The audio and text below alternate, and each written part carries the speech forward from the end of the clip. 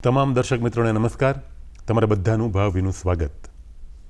મિત્રો, વ્યક્તિ વિશેષ શ્રેણીમાં આજે આપણે એવા વ્યક્તિત્વને મળવા જઈ રહ્યા છીએ જેઓએ પોતાની દીર્ઘકાલીન જે સેવાયાત્રા છે, કારકિર્દી છે, બેન્કિંગ સેક્ટરમાં જે કાર્ય કર્યું છે, એ ઉપરાંત તેઓના જે રસપ્રદ શોખ, એ તમામની રસપ્રદ વાતો કરવા માટે આપણી સાથે અત્યારે સ્ટુડિયોમાં ઉપસ્થિત છે. તેઓ છે શ્રી ભરત કાપડિયા.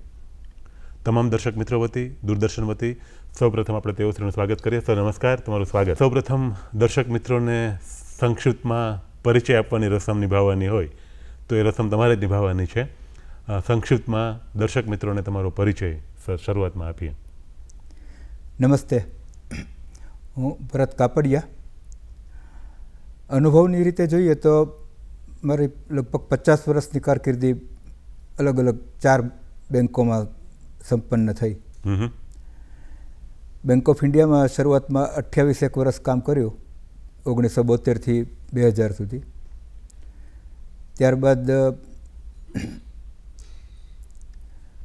એક પ્રાઇવેટ સેક્ટરની બેંકમાં, સેન્ચુરિયન બેંક, જે પાછળથી HDFC બેંકમાં મર્જ થઈ, એમાં 4 વર્ષ કામ કર્યું. અને હમણાં જ 13 વર્ષની મેં સેવાઓ રાજકોટ નાગરિક સહકારી બેંકમાં આપી. બેંક ઓફ ઇન્ડિયાની મારી કામગીરી દરમિયાન 4 વર્ષ એક RRB એટલે કે ક્ષેત્રીય ગ્રામીણ બેંક ઉજ્જૈનમાં હતી, અને એમાં મેં 4 વર્ષ કામ કર્યું, જ્યાં બેંકની સ્થાપનાથી માંડી અને લગભગ 34 જેટલી શાખાઓ ઓપન કરી. શરૂઆતના તબક્કાથી લઈ અને મિત્રો સમક્ષ મૂકીએ કે તમારું બાળપણ ક્યાં વીત્યું, પછી તમારો જે અભ્યાસક્રમ હોય, શરૂઆતના તબક્કાનો પ્રાથમિક કક્ષાએ તમે ક્યાં ભણ્યા, તો ત્યાંથી આપણે વાતની શરૂઆત કરીએ. કારણ કે આખી જે પ્રક્રિયા છે, પ્રોફેશનલ કરિયર છે, એ વિષયક રસપ્રદ બાબતો છે, એ ઉજાગર કરવામાં જે પાયાની બાબતો છે, એ પણ એટલી જ મહત્ત્વની હોય. તો આપણે વાતની શરૂઆત ત્યાંથી કરીએ. તમારું બાળપણ ક્યાં વીત્યું અને તમે તમારો જે અભ્યાસ છે એ તમે ક્યાં કર્યો? મારો જન્મ રાજકોટમાં થયો હતો 1953માં, અને ભણતર સરકારી શાળામાં જ થયું હતું. અને ત્યાર પછી મારું જે હાઈસ્કૂલનું છે ભણતર, એ પણ સરકારી એટલે કે કોર્પોરેશનની શાળા હતી, એક્સેટ હાઈસ્કૂલ, એમાં થયું. ને મને મજા એ પડી હતી મારા ભણતર દરમિયાન કે નાનપણથી મને બાળકોને લગતા મેગેઝિન્સ, બાળકોને લગતા પુસ્તકો, એ બધા વાંચવાનો ખૂબ જ મોકો મળ્યો. અમારા ઘરમાં વાંચવાનું વાતાવરણ પુષ્કળ, એટલે લાઇબ્રેરીમાંથી પુસ્તકો અને મેગેઝિન્સ ને બધું પુષ્કળ આવ્યા કરે, અને રાત્રે વાંચ્યા વિના અમારે સુવાનું જ નહીં, એવું એક આપોઆપ નિયમ બની ગયો હતો. કોઈ અમને ફરજ નહોતું પાડતું. એટલે નાનપણથી વાંચવાનો શોખ, અને બાળકોના મેગેઝિન બહુ વાંચવામાં આવે તો એમાં ક્યારેક ક્યારેક કંઈક સ્પર્ધાઓ હોય, કંઈ પણ હરીફાઈ હોય તો એમાં હું બહુ ભાગ લેતો. અને એમાં મને હજુ યાદ છે કે રમકડું નામનું એક બાળ માસિક આવતું હતું, એમાં મેં સ્પર્ધામાં ભાગ લીધો હતો. તો મને ત્યારે એના તરફથી 2 પુસ્તકો ઇનામમાં મળ્યા હતા, હાથીના ટોળામાં અને કપીના પરાક્રમો. એ હજુ પુસ્તકો મેં સાચવી રાખ્યા છે, અને મને બહુ એક સરસ યાદગીરી મારી સચવાઈ રહી છે. ખૂબ સરસ. એટલે પ્રાથમિક કક્ષાએ તમે સરકારી શાળામાં ભણ્યા સર, અને પછી સ્ટેટ હાઈસ્કૂલમાં તમે તમારી માધ્યમિક કક્ષાનો અભ્યાસ તમે પૂર્ણ કર્યો. પછી તમે આગળ જતાં ઉચ્ચતર માધ્યમિક કક્ષાએ ક્યાં ભણ્યા, અને પછી તમે આગળ કઈ રીતે ધપ્યા અભ્યાસમાં, એની પણ આપણે વાત દર્શક મિત્રો સમક્ષ મૂકીએ. હાઈસ્કૂલ જેમ મેં કહ્યું એ પ્રમાણે સ્ટેટ હાઈસ્કૂલમાં હું ભણ્યો, અને SSCમાં ફોર્ચ્યુનેટલી ભણવામાં સારો હતો હું. તો રાજકોટ સેન્ટરમાં ત્યારે હું 1લો નંબર આવ્યો હતો. અને એને કારણે પછી મારા બા બાપુજીને અમારી તાકાત નહોતી, તેમ છતાંય વડોદરા મને ભણવા માટે મોકલ્યો. એટલે MS યુનિવર્સિટીમાં મારા 2 વર્ષ થયા. પણ અમારી સ્થિતિ, અમે બહુ મધ્યમ વર્ગનું કુટુંબ અમારું, એટલે કલ્પના ન કરી શકાય. એટલે આજના દિવસોમાં એ દિવસો યાદ કરીએ તો અમને બહુ મજા પડે કે વાહ, આપણે ત્યાંથી અહીંયા આવી ગયા. પણ એ દિવસો આપણને જિંદગીની જે વાસ્તવિકતા સાથે પરિચય અને જમીન સરસા રાખ્યા, એનો એક મોટો ફાયદો એ થયો કે આપણને ક્યારેય એવી બાબત માટે ક્યારેય હીન ભાવના નથી થઈ, નથી એને કારણે કોઈ કટુ યાદો ઉમેરાઈ. તો હજુ બેંકમાં કોલેજમાં 2 વર્ષ જ થયા હતા વડોદરા, ત્યાં મને નોકરીની એક તક મળી અને બેંક ઓફ ઇન્ડિયામાં મારી નોકરી લાગી ગઈ. એટલે પછી સ્વાભાવિક છે કે અમારા પરિવારની આર્થિક સ્થિતિ જોતાં મારે નોકરી કરવાનો બન્યો અને બેંક ઓફ ઇન્ડિયામાં બહુ જલ્દી 1972માં હું લાગી ગયો હતો. ઓકે સર, તો આજે તમે એકદમ નાની ઉંમરે બેંકમાં કાર્યરત થયા, તો એ પૂર્વે તમે જે શિક્ષણ લીધું એ દરમિયાન કોઈ એવી બાબત, જેમ પુસ્તકની વાત કરી તમે, પહેલાં હરીફાઈની વાત કરી, એવા કોઈ અનુભવ કે જે કદાચ અત્યારે તમને પણ વાગડવા ગમે અને દર્શક મિત્રો છે એ કદાચ જાણે તો એમને પણ એ જાણવાની મજા પડે, તો એવી કોઈ વાત હોય એ દિવસો દરમિયાનની, કોલેજની કોઈ વાત હોય, MS યુનિવર્સિટીની કોઈ વાત હોય કે માધ્યમિક કક્ષાએ ભણતા હતા એવી કોઈ વાત હોય, તો એ પણ આપણે મિત્રોને કહીએ. MS યુનિવર્સિટીમાં કેવું હતું કે ત્યારે અમે લઘુતા ગ્રંથિ અનુભવતા હતા, બહુ સાચું કહું તો. બહારથી એટલે કે રાજકોટ જેવા નાનકડા સેન્ટરમાંથી આવીએ અને વડોદરા ત્યારે બહુ સુસંસ્કૃત અને આગળ પડતું શહેર ગણાતું, પણ તેમ છતાંય મને ત્યાં એક જે યાદ રહે એવી જે સરસ વાત બની હતી. મને નાનપણથી છે ને લશ્કરી તાલીમનો બહુ મોટો શોખ, એટલે મેં NCCમાં ભાગ લીધો હતો. તો NCCમાં હું જે 2 વર્ષ ત્યાં રહ્યો વડોદરા, એ દરમિયાન ભાગ લીધો તો હું બેસ્ટ કેડેટ તરીકે મને ત્યાં ઇનામ મળ્યું હતું. અને આખી પહેલાંમાંથી અમારી જે ત્યાંની કેડર હતી NCCની, એમાંથી ફક્ત મને એકલાને મનાલી કેમ્પ માટે જવાનો મોકો મળ્યો હતો, પણ એનો ખર્ચો જાતે કરવો પડે એમ હતો જવાનો. એટલે પછી અમારી આર્થિક સ્થિતિને કારણે હું એનો લાભ ન લઈ શક્યો. પણ એકંદરે બહુ સંતોષકારક પેલું રહ્યું. અને કોઈ પણ બોલવા વક્તૃત્વ સ્પર્ધા હોય કે બીજી કોઈ પેલી હોય, તો એવી કોઈ પણ હરીફાઈમાં ભાગ લેવા માટે હું કાયમ તત્પર રહું. ઇનામ ભાગ્યે જ મળે, પણ એ મને મજા પડે કે ચાલો. શાળામાં મેં પ્રમાણે હું વક્તૃત્વ સ્પર્ધામાં ભાગ લેતો, ઇનામ ને ખેવના આપણી લાયકાતે એમાં ઓછી હતી, કારણ કે હું બોલવાનો માણસ નહોતો બેસિકલી, પણ મને એ સરસ દિવસો તરીકે જે સાંભળણમાં છે. ખૂબ સરસ. એટલે એ ખૂબ મહત્ત્વની બાબત છે કે એ વખતે આપણે શીખતા હોઈએ અને અમુક આપણી અભિપ્સા અને તત્પરતા હોય તો એ પ્રમાણે હરીફાઈમાં પણ ભાગ લઈએ, એટલે એનાથી વિકાસ પણ થતો હોય. તો સર, થોડી વાત એ પણ કદાચ આપણે સરખામણી તો ન કરવાની હોય, પણ છતાં બી એક સમજણ માટે કે તમે શરૂઆતના તબક્કામાં જે ભણ્યા તો એ તમે સરકારી શાળામાં પ્રાથમિક કક્ષાએ ભણ્યા, અને પછી કોલેજ કાળમાં જવાનું થયું તો તમે વડોદરા ભણ્યા, એટલે MS યુનિવર્સિટી છે ત્યાં ભણવાનો તમને મોકો મળ્યો. તો આમ સરખામણી નહીં, પણ તમને જે આખું એક કલ્ચર આખું જે આખી એ પ્રકારની ભૂમિકા, એ પ્રકારની હરીફાઈનું તત્વ અથવા એ પ્રકારની સુગમતા, અનુકૂળતા, સાનુકૂળતા, સમજણ વિદ્યાર્થીઓમાં, માવિત્રોમાં, તમારા જે સહાધ્યાયીઓ છે એમાં, ઉપરાંત જે ફેકલ્ટીઝ છે એની જે આવડત, એમની જે સક્ષમતા, તો આ વિશે તમે અત્યારે શું કહી શકો? એ વખતે તો તમે જે સમજ્યું હોય એ ચોક્કસપણે હોય તમારા સ્મરણમાં, પણ અત્યારે આપણે વાત કરવી હોય તો એ વિશે થોડી વાત આપણે કરીએ. એક સરસ વાત કરી કે ફેકલ્ટી અને વિદ્યાર્થીઓ, એ વડોદરામાં મને અમારે એક ફેકલ્ટીમાં જોશી સાહેબ કરીને હતા, તો એને જેવો ખ્યાલ આવે ને કે આ છોકરામાં કંઈક ભણતર પ્રત્યેની ખેવના છે અને એને ભણવો પણ છે, પણ એની તાકાત નથી, તો એણે મને સામેથી સંપર્ક કર્યો કે તું ક્યાં રહે છે? મેં કીધું હું અહીંયા આ જગ્યાએ રહું છું. તો કે હું અહીંયા રહું છું, આ મારું સરનામું છે, તારે દર રવિવારે મારે ત્યાં ભણવા આવવાનું. અને એમણે મને સામેથી ભણાવ્યો. એટલે ગણિત છે ને મારો બહુ ગમતો સબ્જેક્ટ, એટલે ગણિતમાં મારે 100માંથી 95 માર્ક SSCમાં આવ્યા હતા. તો એમને ખ્યાલ હતો. તો મને ત્યારે મેં પછી આમાં કોમર્સ BCom ભણતો હતો હું, તો ત્યાં એમાંય સ્કોપ હતો ગણિત રાખવાનો પહેલા વર્ષમાં, તો મેં ગણિત જ રાખ્યું હતું. તો એમણે મને સ્પેશિયલ મેથેમેટિક્સ ભણાવ્યું અને મારો એમાં જે રસ રુચિ હતા એ બહુ વધાર્યા. એટલે મને એ એક સરસ પેલું રહ્યું. વિદ્યાર્થીઓમાં બધા સરખા જ પેલા હતા, એટલે ક્યાંય કોઈ ડિસ્કરેજ કરવાની કે અત્યારે જે બધા વિદ્યાર્થીઓમાં બધી જોવા મળે છે હરીફાઈ તત્વ, એવું ભાગ્યે જ જોવા મળતું હતું. હા, મસ્તી ને ધમાચકડી હોય જ. અને રાજકોટ કરતાં વડોદરાનું જે વાતાવરણ છે ને એ થોડુંક, હું સુસંસ્કૃત શબ્દ નહીં કહું, પણ એડવાન્સ્ડ કલ્ચર જેને કહેવાય એ પ્રકારનું. એટલે મને કેટલાક ઉલ્લેખો હું કરી પણ નહીં શકું, પણ ત્યાં છોકરીઓ બિંદાસ આપણે ત્યાં છોકરીઓ હજી થોડીક આમ મોડી પડે કે હજી કહેવાય ને કે વડોદરાના પ્રમાણમાં રાજકોટ ગામડું લાગે એવું ફીલ થાય. પણ એકંદરે પછી કારણ કે મેં 2 વર્ષ ત્યાં વડોદરા કર્યા અને 2 વર્ષ પછી રાજકોટ આવીને કુંડલિયા કોલેજમાં પૂરું કર્યું.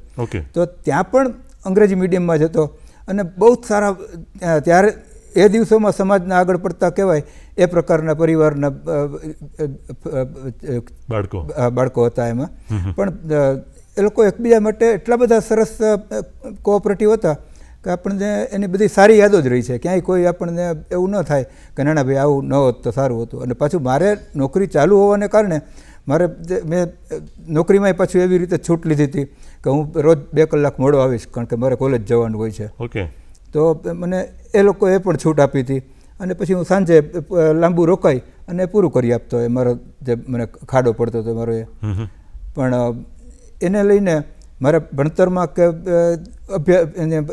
પરિણામમાં કોઈ ખાસ ફરક નહોતો પડ્યો. હા, જે મારી SSC સુધી જે મારી ફર્સ્ટ ક્લાસની પેલી હતી એ મારી પેલી ન જળવાઈ રહી સ્ટ્રીક.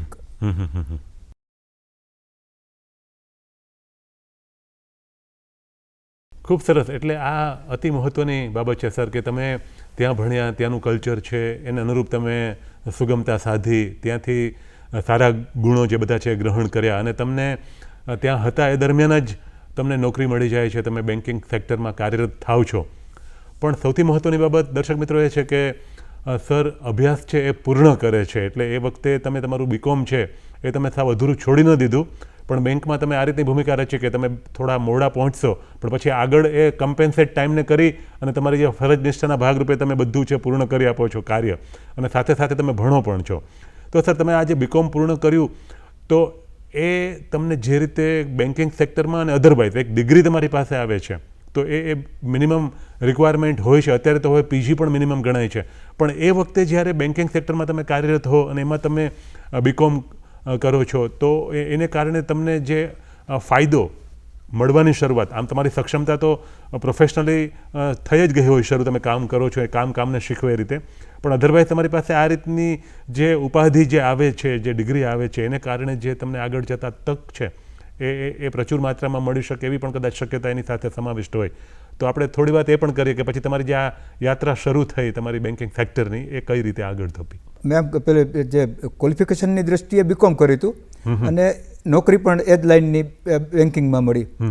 પણ ત્યાં પહોંચતા સુધી મને એમ ખ્યાલ આવ્યો કે ના ભાઈ, હું બેસિકલી આનો આંકડાઓનો માણસ જ નથી, હું લિટરેચરનો માણસ છું, એવું મને શરૂઆતથી જ પ્રતીતિ થવા માંડી હતી.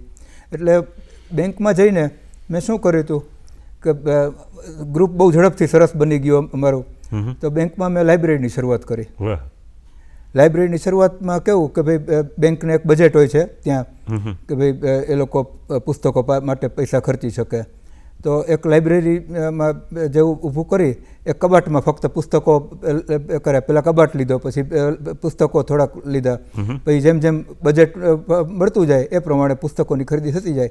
અને દર અઠવાડિયે બુધવારે અને શનિવારે 2 દિવસ લોકોને આપણે કહીએ કે તમારે સાંજે બેંક છૂટે, અમારે 5:45 વાગે છૂટે બેંક, એટલે 5:45 થી 6:30 7 સુધી અમે ત્યાં બેઠા હોઈશું, તમે આવીને પુસ્તકો લઈ જઈ શકો અને તમારે પછીના દિવસે જ્યારે આપવા હોય ત્યારે આપી જવાના.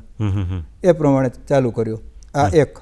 બીજું એ ઉપરાંત કેટલાક જે પેલા સરખા વિચારના મિત્રો હોય ને તો એવાનો સાથ લઈ અને જે કોલેજમાં કે સ્કૂલમાં ભીંતપત્રો ચલાવે ને વોલ મેગેઝિન, એવા વોલ મેગેઝિન પણ મેં અહીંયા શરૂ કર્યું અને એનું નામ આપ્યું હતું આચમન. તો એમાં સાહિત્યિક કૃતિઓ કરતાંય જે અમારા સાથે કામ કરતા હોય સહકાર્યકરો એ લોકોને કંઈક વાતો કરવાની કે ભાઈ જો આને કેવી સરસ રસ છે અને આને આવી કંઈક સરસ રુચિ છે અને આ એક શોખ છે. ક્યારેક કોઈક ચેસ ચેમ્પિયન બન્યો હોય, ક્યારેક કોઈક TTમાં ચેમ્પિયન બન્યો હોય, કોઈક કેરમના ચેમ્પિયન. બેંક ઓફ ઇન્ડિયામાં આ પ્રકારના બધા વ્યક્તિત્વો બહુ હતા કે જે અલગ અલગ એમાં રાજકોટમાં બીજી બધી બેંકોમાં ચેમ્પિયન બન્યા હોય. તો એવાનો ઇન્ટરવ્યૂ લઈએ, ક્યારેક નવા મેનેજર આવે હોય તો એનો ઇન્ટરવ્યૂ લઈએ. પછી કેટલાક લોકોના પોતાના અંગત અનુભવો અથવા એ પોતે કંઈક કાચી પાકી ગમે એવી રચના કરતા હોય તો એની કવિતા કે એવું બધું. તો એ અમે દર શનિવારે નવું મૂકીએ. તો અમને લોકોને એક સરસ પેલું મળે પ્રોત્સાહન કે જે ચલો આપણે જે એટલે કેટલીક વાર તો એવું લાગે કે આપણે આવતા શનિવાર માટે જીવતા હોઈએ ને એવું લાગે. એટલે હું તૈયાર કરું બધું લખાણ. એક મિત્ર હતો, એના હસ્તાક્ષર બહુ સારા, એટલે મોટું પેલું હોય ડ્રોઈંગ શીટ એની ઉપર, અને એક મિત્રના ડ્રોઈંગ બહુ સારું હતું, એટલે એ આચમન એવું સરસ મજાના પેલા એમાં લખી આપે કે એકદમ દીપી ઉઠે. અને પછી એમાં પેલા મિત્ર છે બીજા જે એના હસ્તાક્ષર સારા હતા, એ સારા અક્ષરે બધા લેખો લખે, અને એને કારણે લોકોને જોવાની બહુ મજા પડે. એટલે અમારા માટે આ એક બહુ સરસ પેલો માનસિક ખોરાક બની ગયો હતો. તમારા રસના વિષયો જે હતા અને તમને જે સાહિત્યનો શોખ હતો, તો એને અનુરૂપ તમે પ્રવૃત્તિ છે એની શરૂઆત બેન્કિંગ સેક્ટરમાં તમે જ્યાં કાર્યરત હતા ત્યાં કરી, તો એનો ફાયદો તમને પોતાને ઉપરાંત તમારી સાથે તમારા જે સહકર્મીઓ છે એને પણ ચોક્કસપણે મળવાની શરૂઆત આ રીતે થઈ જ હોય. અને આ રસપ્રદ પ્રવૃત્તિ છે જેનાથી જીવન માટે, જીવન જીવવા માટેની જે ઉર્જા છે એની સંપ્રાપ્તિ આપણને થતી હોય છે, અને એનો ફાયદો આપણને વ્યક્તિત્વ વિકાસમાં અને સાથે સાથે પ્રોફેશનલ લાઈફમાં પણ મળતો હોય છે. તો સર, આને અનુરૂપ હવે આપણે એ વાત કરીએ કે તમે ત્યાં કાર્ય શરૂ કર્યું અને તમે ત્યાંથી નવું શીખવાની શરૂઆત કરી, તમને જે પણ અસાઇનમેન્ટ આપવામાં આવ્યું હોય એમાંથી તમે શીખ્યા, પછી ક્રમશઃ જેમ સમય પસાર થતો જાય એમ પછી તમારી પ્રગતિ પણ થાય, તમને પ્રમોશન પણ મળે. તો થોડી વાત આપણે એ પણ કરીએ કે આ સેક્ટરમાં તમે આગળ જે વધ્યા રાજકોટ ખાતે, પછી તમારી ક્યાંય ટ્રાન્સફર થઈ હોય અથવા તમારી એ પ્રકારની કોઈ સ્થિતિ નિર્મિત થઈ હોય, તો એ વાત પણ આપણે દર્શક મિત્રોને કહીએ જે એમને પણ જાણવી ચોક્કસપણે ગમશે. જી જરૂર. રાજકોટ મેં લગભગ 10 વર્ષ કામ કર્યું, ત્યાર પછી મેં સામેથી ભાવનગરની બદલી માગી, અને જવાનું એકમાત્ર કારણ એટલું હતું કે ત્યાં મારું કોઈ પરિચિત નથી. વાહ, વિચિત્ર લાગે એવો ક્રાઇટેરિયા છે, પણ મને ત્યારે ખબર નહીં, એવા મનમાં બહુ ઉંબળકો આવતો હતો કે એવી કોઈક જગ્યાએ જવું. કારણ કે આપણે માધવ રામાનુજની છે ને પેલી પંક્તિ, એક એવું ઘર મળે આ વિશ્વમાં જ્યાં ગમે ત્યારે અજાણ્યો થઈ શકું. તો મને થયું કે આ જે કવિ વાત કરે છે આપણે જીવી તો જોઈએ કેવું લાગે છે.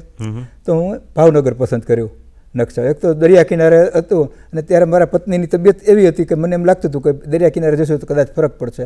પણ પછી ભાવનગર વાસ્તવમાં ગયા પછી ખ્યાલ આવ્યો કે ત્યાં દરિયા કિનારો કહેવાનો જ છે, બાકી વાસ્તવમાં ત્યાં દરિયાનો કોઈ લાભ નથી. પણ પહોંચી ગયા એટલે પછી આપણે એકદમ માણવાની શરૂઆત કરી. તો શરૂઆતમાં તો આમ ખ્યાલ આવ્યો કે ભાઈ આ તો આપણે ક્લેરિકલના પગારમાં ભાડાને ઘર ને બધું જે છે પડોજણ એમાં પૂરું થાય એમ નથી, એટલે મારે એક પાર્ટ ટાઈમ જોબ શોધવી પડી. તો ત્યારે મહેન્દ્ર મેઘાણી, એટલે આપણા રાષ્ટ્રીય શાયર ઝવેરચંદ મેઘાણીના જ્યેષ્ઠ પુત્ર, એ લોકમિલાપ કરીને ત્યાંના બહુ સરસ પુસ્તકોનો ભંડાર ચલાવતા હતા, અને એ ભાવનગરમાં એક બહુ સરસ પ્રવૃત્તિ કરતા હતા, જેને કારણે એ ત્યાંના સાન્તાક્લોઝ તરીકે પ્રખ્યાત હતા. એ શું પ્રવૃત્તિ હતી? બાળ ફિલ્મોની. એ દર રવિવારે ત્યાંના એક બહુ જ આગળ પડતા થિયેટરમાં રવિવારે 1.5 કલાકની 2 કલાકની એક ફિલ્મ બતાવે. એ ફિલ્મ દેશી પણ હોઈ શકે, એટલે હિન્દી ભાષાની, અથવા પરદેશી પણ હોઈ શકે. અને એ ફિલ્મોના માધ્યમથી એ ભાવનગરના બાળકોમાં એમણે એટલી સરસ કહેવાય ને મુગ્ધાવસ્થા ઉમેરી હતી કે આપણે કલ્પના ન કરી શકીએ. ઓહો! તો હું એમાં શરૂઆતમાં મને ખબર પડી, એટલે આવા બધા મારા રસના વિષયો, એટલે હું ત્યાં પહોંચી ગયો અને પછી જોયું કે અહીંયા સેવા કરનારાની બહુ જરૂર છે, એટલે હું ડોરકીપરની સેવા આપતો થયો. તો એક દિવસ મેં એમને વાતમાં કહ્યું, મહેન્દ્ર મેઘાણીને પરિચય થયો એટલે મેં કીધું હું એક પાર્ટ ટાઈમ જોબની તલાશમાં છું. તો કે કેટલો સમય આપો? મેં કીધું 2 કલાક, સવારે 7 થી 9, કારણ કે પછી મારે 10 પછી તો બેંકે જવાની તૈયારી કરવાની હોય. અને કેટલા જોઈએ? તો મેં કીધું 150-200ની આસપાસ. તો એમણે તાત્કાલિક કહી દીધું કે આવતીકાલથી આવી જાઓ. આ એમની ખાનદાની. તો મેં બીજા દિવસથી શરૂ કરી દીધું, અને ત્યાં સવારે 7 થી 9 કોઈ પુસ્તક ભંડારમાં શું કામ હોય? તો જઈને કચરા કાઢવાના. અને એમને એ પુસ્તક ભંડાર ઉપરાંતની ઘણી બધી પેલી એક્ટિવિટી કરતા હતા. એમાંની એક હતી પુસ્તક મેળા, એટલે જેને આપણે બુક્સ એક્ઝિબિશન કહીએ છીએ. એ ભાવનગરથી માંડીને દેશના અલગ અલગ ઘણા બધા શહેરોમાં, ગામોમાં પુસ્તક મેળા લઈ જાય. 2 દિવસ, 3 દિવસ, 5 દિવસ, 6 દિવસ. મુંબઈમાં તો 10-10 દિવસનો પુસ્તક મેળો કરતા. તો એ પુસ્તક મેળાના પોસ્ટકાર્ડ લખવાના હોય. તો મારે સવારે 7 થી 9 જઈ અને એ પોસ્ટકાર્ડ હાથે લખવાના બધા આગળ, અને કોરા પોસ્ટકાર્ડ હોય એમાં સરનામા કરી રાખવાના. જે ગામમાં હવે જવાનું હોય, દાખલા તરીકે રાજકોટ જવાનું છે તો રાજકોટનું એમની પાસે એક પેલું લિસ્ટ હોય, બધી યાદી કે અહીંયા કેટલા સાહિત્ય રસિકો છે, તો એ યાદીને પ્રમાણે નામ ને સરનામા એમાં લખવાના. એટલે મારે આરામથી સમય પેલો એ થઈ ગયો. એમની સાથે એક વખત મારે મુંબઈના પુસ્તક મેળામાં જવાનું થયું, 10 દિવસનો પુસ્તક મેળો.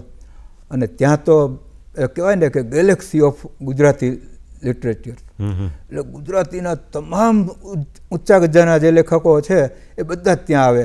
અને એમાંય મહેન્દ્ર મેઘાણીનો પુસ્તક મેળો એટલે તો એક જોણું મોટું આમ પેલું જોવાની પેલી એક કહેવાય. તો એમાં ઘણા બધા લેખકો, ઘણા બધા મોટા માથા આવે. એ દિવસોના આગળ પડતા સુરેશ દલાલ, વર્ષા અડાલજા, એટલે આમ શિવકુમાર જોશી કલકત્તાથી ખાસ આ મેળો જોવા માટે આવે, એટલી હદે એનું નામ ઊંચું હતું. અને પાછું આમની એક ટેક એવી હતી કે એ ક્યારેય રહેવાનો કે જમવાનો ખર્ચો નહીં કરવાનો. કારણ કે અમે આ સમાજ માટે કરીએ છીએ તો સમાજે અમને પૂરું પાડવાનું. એટલે એ કેટલાક એવા મોટા માથાઓને પહેલેથી પત્ર લખી નાખે કે અમે આ દિવસો દરમિયાન ત્યાં છે, તમને આમાંથી એક દિવસ અનુકૂળતા હોય અમને જમાડવાની તો કહેજો. તો એવી રીતે અમે વર્ષા અડાલજાને ત્યાં જમી આવ્યા છીએ. એમ જે મોટા નામની કલ્પના કરી શકાય ને એવા લોકોની ઘરે અમે જમવા જતા. પછી ત્યાં પુસ્તક મેળામાં સુરેશ દલાલ એકવાર આવ્યા હતા, મારા એ દિવસોમાં ગમતા કવિએ. એટલે મેં એમને કહ્યું, મેં કીધું હું તમારો એકદમ ચાહક છું અને મને તમારું એક પુસ્તક મળતું નથી, ક્યાંથી મળે મને જરાક એનું કયો પ્રાપ્તિ સ્થાન.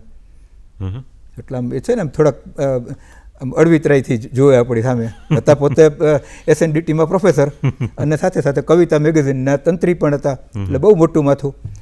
પણ એમણે અમારી સામે જોયું, શું નામ છે? કીધું ભરત કાપડિયા.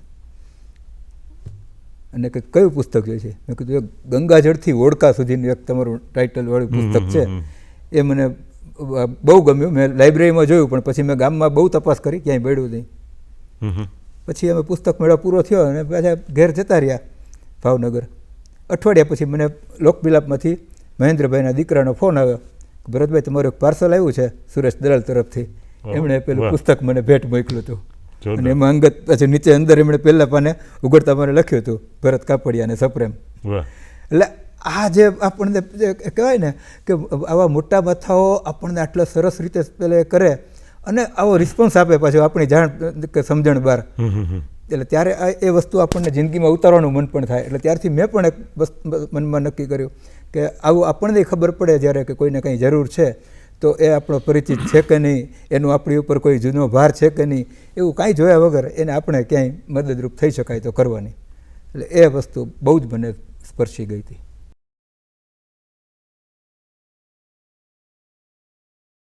એકદમ રસપ્રદ અનુભવ છે. અને તમે જે શેર કર્યો સર કે સુરેશ દલાલ જેવું વ્યક્તિત્વ છે એ પોતે યાદ રાખી અને તમને પછી સોગાદ તરીકે, ભેટ તરીકે પોતાનું એ પુસ્તક મોકલી આપે. એટલે એ એક સાચા કલા પારખું જેને કહેવાય કે સાહિત્ય પારખું કે વ્યક્તિ છે એને આટલો ઊંડાણપૂર્વકનો રસ છે. અને જે રીતે આપણે વાત કરીએ પ્રમાણે અન્ય વ્યક્તિ સુધી આપણે પણ મદદરૂપ સાબિત થવાની આપણી ખેવના છે, પૂર્ણ કરવા માટે સતત તત્પરતા દાખવી અને એ પ્રમાણે વર્તીએ તો એનો આપણને અને સમગ્રતાથી સોસાયટીને, સમાજને પણ ચોક્કસ ફાયદો થાય.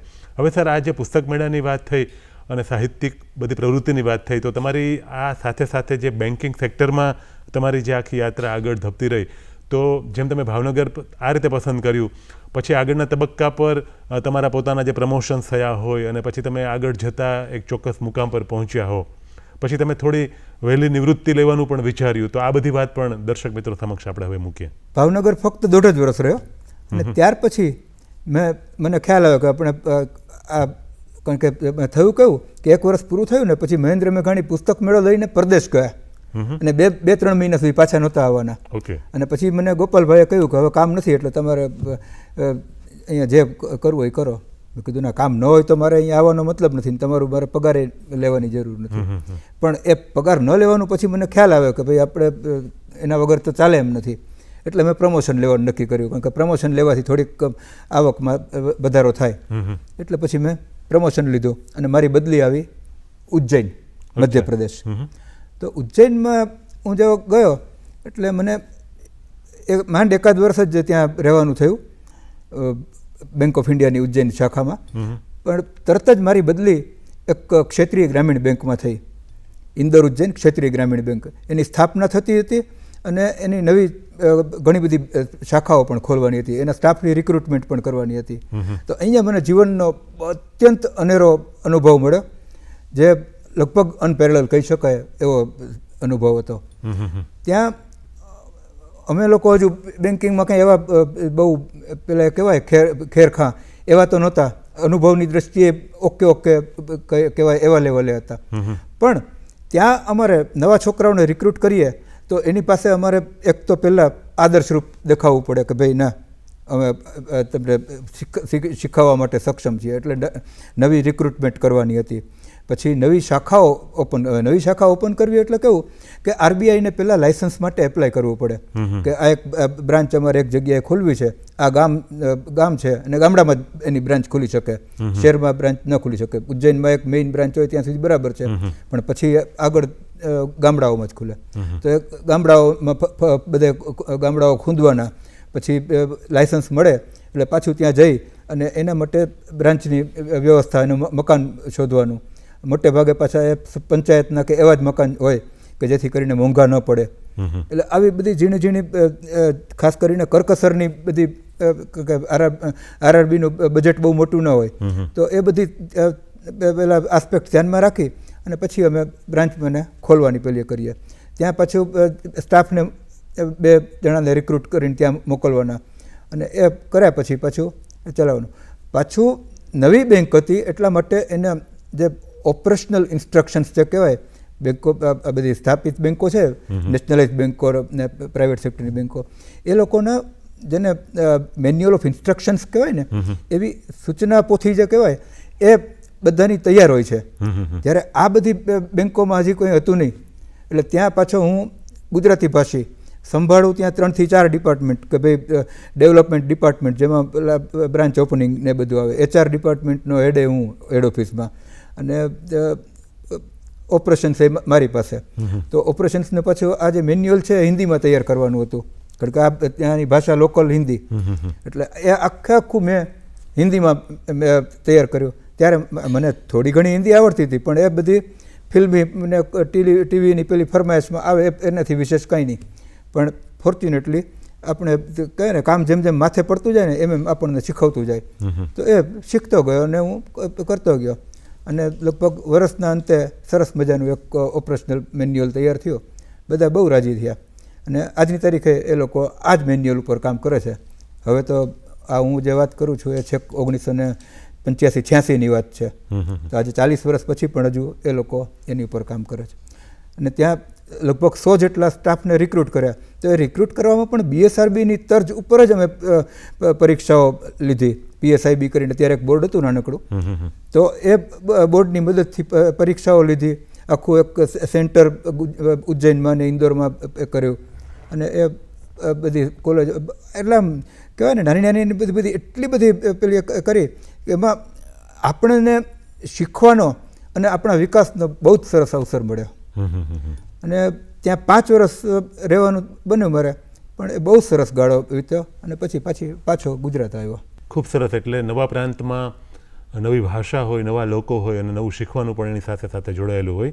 એટલે તમે જે પડકારરૂપ કાર્ય છે એ કર્યું અને સરસ રીતે એમાંથી તમે બહાર આવ્યા. કાર્યક્રમના અંતે હવે સર થોડી વાત એ કરી દઈએ મિત્રોને કે તમે પછી VRS લેવાનું નક્કી કર્યું, તો એ તમે શા માટે એકદમ પ્રીમેચ્યોર જેને કહી શકાય એ, કારણ કે હજી તમે 47ની આસપાસ તમે કદાચ હતા અને એ વખતે તમે પછી બેંક ઓફ ઇન્ડિયામાંથી તમે રિટાયર્ડ થાવ છો, VRS લો છો, તો એ વાત કરી અને પછી આપણે અટકીશું. VRSની વાત કરું એ પહેલાં એક નાનકડી વાત ગુજરાતની કરી દઉં. હું ગુજરાત પાછો આવ્યો ને ત્યારે મારું પોસ્ટિંગ સોનગઢ બ્રાન્ચમાં થયું હતું. એ ભાવનગર જિલ્લાની એક ગ્રામીણ શાખા ગણાય. તો ત્યાં અમે એક સાવ નવતર એક્ટિવિટી કરી જે બેન્કિંગમાં ક્યારેય નહોતી થઈ. મારી સાથે એક મારા કલ્યાણ મિત્ર છે બિંદુ પારેખ કરીને, એ રેણુકાબેન, અમે બંને ત્યાં સાથે હતા, રાજકોટના જ, અને પણ અમે જોગાનું જોગ ત્યાં ભેગા થઈ ગયા. તો અમે લોકોએ ત્યાં એક એક્ટિવિટી કરવાનું વિચાર્યું. બાજુમાં એક ગામડું હતું કાંટોડિયા કરીને, અને સાવ લગભગ નિરક્ષર કહી શકાય ને એવું. તો અમને થયું કે ચાલો આ ગામને આપણે નિરક્ષર કરીએ. હવે કોઈ બેંકવાળા નિરક્ષર ગામ ને સાક્ષર કરે એવું કોઈને ભેજામાં ન ઉતરે. એટલે પહેલાં એને માટે અમે મદદ માગી શિક્ષણ વિભાગની, ભાવનગર જિલ્લા શિક્ષણાધિકારી. પછી પ્રૌઢ શિક્ષણ વિભાગ એક પાછો અલગ હોય, કારણ કે આ બધા મોટી ઉંમરના જે બધા હોય એ લોકોને ભણાવવા પડે ને. તો એ લોકોને ત્યાંથી વ્યવસ્થા કરી અને અમે શિક્ષકો પેદા કર્યા પહેલાં તો. અને રોજ સાંજે અમે, હું ને આ બેન ત્યાં સાંજે 7 વાગે જઈએ, 10 વાગ્યા સુધી રોકાઈએ. બેન છે એ બધા ઘેરે ઘેરે જઈને બહેનોને રસોડામાંથી બહાર કાઢે કે ચાલો ભણવા હાલો બધાય. તો એ બધા ભણવા માટે બહેનો ભેગા થાય. અને અમે 10 મહિના સુધી સતત આવી બધી કરી, સતત પહેલાંથી આમ કહેવાય ને આપણે અંગત લેણું લેવાનું હોય અને કેવી આપણે પેલી કરીએ એ રીતે કર્યું. અને ત્યાં પછી એ ગામ સાક્ષર થયું. અને ત્યારે અમને તો રાજીપો હતો જ, અમારી બેંકને એઝ અ હોલ રાજીપો થયો. અને સૌથી વધારે આને જે મોટો જે પડઘો પડ્યો એ રિઝર્વ બેંક ઓફ ઇન્ડિયાએ એના એન્યુઅલ રિપોર્ટમાં એ વર્ષે લખ્યું કે આખા ભારતમાં પહેલી વાર એવું કંઈક બન્યું છે કે કોઈ બેંક બ્રાન્ચે આવી સામાજિક ગતિવિધિમાં ભાગ લઈને આવું સરસ મોટું યોગદાન આપ્યું છે. એટલે એ અમને ત્યારે સંતોષ થયો કે ચાલો કંઈક આપણાથી સારું કામ થઈ ગયું. એટલે આ અમારા માટે જિંદગીનો બહુ યાદગાર અનુભવ એક. ખૂબ રસપ્રદ વાત કરી સર, કારણ કે સાક્ષરતા અભિયાન છે એ અનાયાસે તમે એ જે વિચાર આવે છે અને પછી તમે એ સંપન્ન કરો છો અને સાક્ષર બનાવો છો બધાને, એ ગ્રામ્ય વિસ્તારના ભાઈઓ બહેનોને, તો સરાહનીય પ્રશંસનીય કાર્ય છે. અને આરબીઆઈ છે એ પણ એ બિરદાવે છે તમારી પ્રવૃત્તિને. ઘણી બધી વાતો છે, આગામી દિવસોમાં પુનઃ મળીશું, એ વખતે રસપ્રદ વાતો કરીશું. તમે આવ્યા અને રસપ્રદ વાતો દર્શક મિત્રો સમક્ષ કરી આપી, તો એ માટે દૂરદર્શન વતી અને તમામ મિત્રો વતી સર આપનો ખૂબ ખૂબ આભાર, ધન્યવાદ. ખૂબ ખૂબ આભાર. મજા પડી સલીમભાઈ, ખૂબ ખૂબ થેન્ક યુ.